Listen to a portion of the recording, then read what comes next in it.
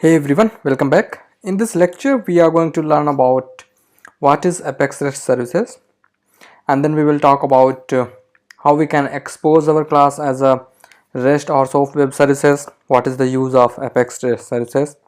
Then we will talk about the main class which is actually being used or which we will be using throughout the integration of Apex REST services, and then we will talk about authentication mechanism, what kind of authentication it does use while we are using our services either inside our Salesforce environment or outside of our Salesforce environment.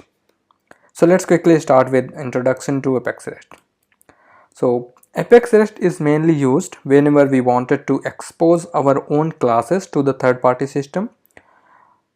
For an example, suppose that we wanted to get the data of a multiple object into a single call, or we are making a single call out and we wanted to get the data, for example, say that contact, account, or some other unrelated objects which are not related to each other. In that case, our standards REST or SOAP web services will not work. So we have to develop our own custom Apex class, expose that class to the third-party system so that they can consume and use as per their business use case. So that's the reason behind developing our own custom Apex REST services. And then we have got how we can expose our web service. We talked like why we need to use, what is the use case. Now the question comes in our mind is how to expose, how to actually do that.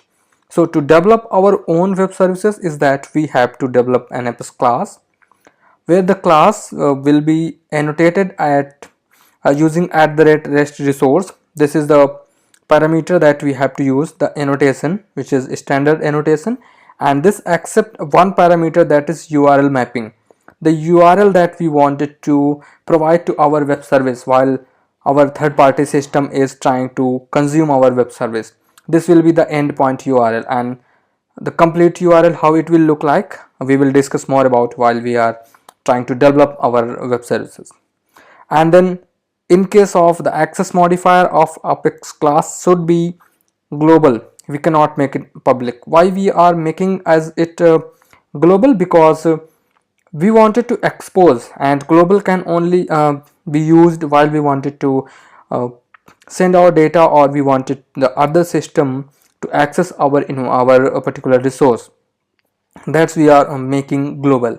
And then these are the few methods which are available under Apex REST resource services, and these methods can definitely call the method of our some helper classes or handler classes which can perform the logic whatever we are trying to put inside those methods.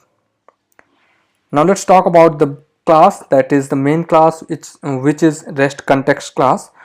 This class contains the information about both request and response, whatever the request we are getting or whatever the response we are going to send to the system who is actually consuming our web service, or we are exposing our web service to third party.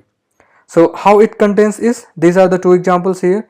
Suppose that if we wanted to get the information about request, the request may contains the headers. Header will be in the form of map, that will be string and string. What method we are actually exposing, either it is a get or post. Then what is the body that we are getting from the third party system or from the system which is consuming our web services. What are the parameters that we are getting from the URL, and what is the endpoint that our request is being consumed from. So this is how, like, there is another class available inside system namespace, that is system.rest request, which contains information about request of what kind of request we are getting. And how we can get is, it is REST context dot request. This is a parameter, or we can say that this is an attribute available inside this class. And with the same way we can access response as well. Response means what body we are sending, what are the all headers we are sending, headers like the parameters, the authorization, or some other additional parameters. And then status code, either it is successful or it is error, what status code we are returning to the system. How we can consume is like REST context dot response. So this is another attribute inside the class REST context. So this is a simple example we will definitely see while we are working with the actual development. And next is the authentication mechanism. So we discussed that how we can develop our Apex REST, what are the parameters, how we can get the request and response body.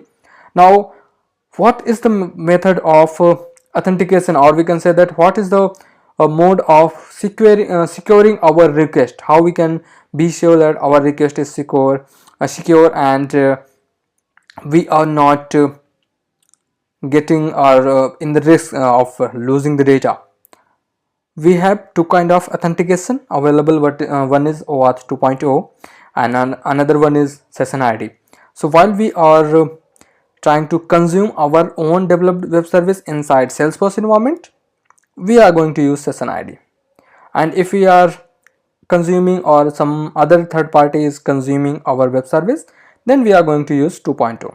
This 2.0 may contains web service flow or may contains username and password flow that we discussed before in the before lectures.